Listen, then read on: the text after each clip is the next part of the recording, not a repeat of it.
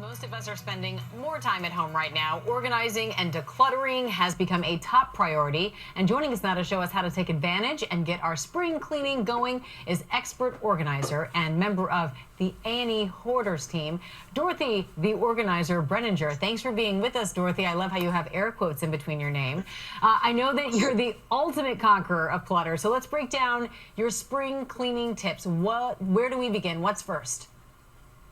Well, it's hard to get started, so the best thing to do is avoid perfection at all costs. We all think we need to do 100% right, but that's not how it is. And you want to know your organizing style. So there are two styles. Which kind are you? Are you a marathoner where you like to take a project and just work all the way from morning until midnight and get it all done?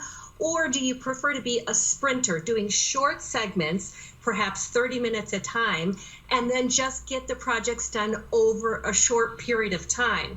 For example, if you're in the closet, you can use your short 30-minute segment to do shirts, or the next day you can do shoes. If you're in the kitchen, well, you can do utensils one day, and then you can do plasticware the next day. And, by the way, lots of people want to know how to become professional organizers because A, we are at home so much and we're learning how to do it, and B, there are lots of people who need jobs, and I'm offering a free webinar for people to learn how to become a professional organizer, and that's at www.bossorganizer.com. That's great. I love that. Okay, so once we figured out what type of organizer we are, what do we do next? Well, you get the most satisfaction when you start in the most troublesome or difficult room. And I like for people to work from left to right, top to bottom. So if you see here, you might have a bookshelf. I've got a shelf. You move from one side to the next and start decluttering as you go and repurpose those items or give them away. But when you do it left to right, top to bottom, and those bookshelves, you can go bum, bum, bum, top to bottom, then you can get this feeling of accomplishment. The frustration is eliminated, and you're motivated to organize another space. All right, yes, that's good. What's your next tip?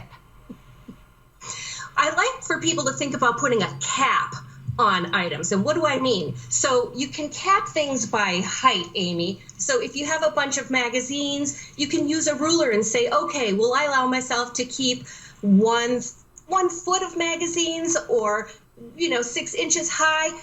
You determine how much you want to do on the height, but make a determination. The other way is to do it by number. So in the closet, how many hangers do you have?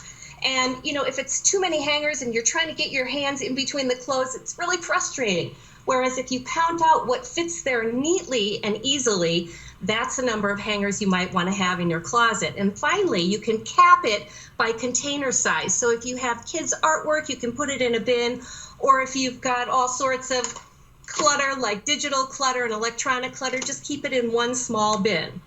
That is great. I love that. In fact, I have my hangers. I'm not allowed to buy any more. So if I get anything new, I have to remove something and put it back. That's like my limit, but it's something to measure it all by. All right, so speaking of that, the closet. I know it's a source of anxiety for me sometimes, for a lot of people. What should we do? How do we begin?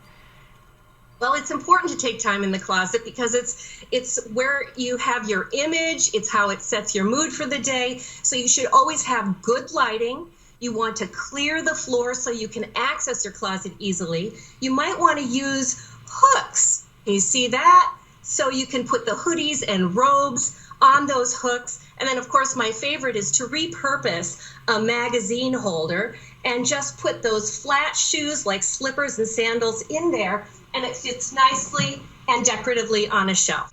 Ooh, I like that. Flip-flops are always hard. Now you've just given me great advice and so much. Thank you, Dorothy Brenninger, for all of your amazing tips. It's going to help all of us start spring cleaning this weekend. Thank you. Thanks for watching. I hope you found those tips useful. And don't forget to hit subscribe on your screen. And also click on that little bell so you get notifications on more videos on how to declutter your life and stay organized.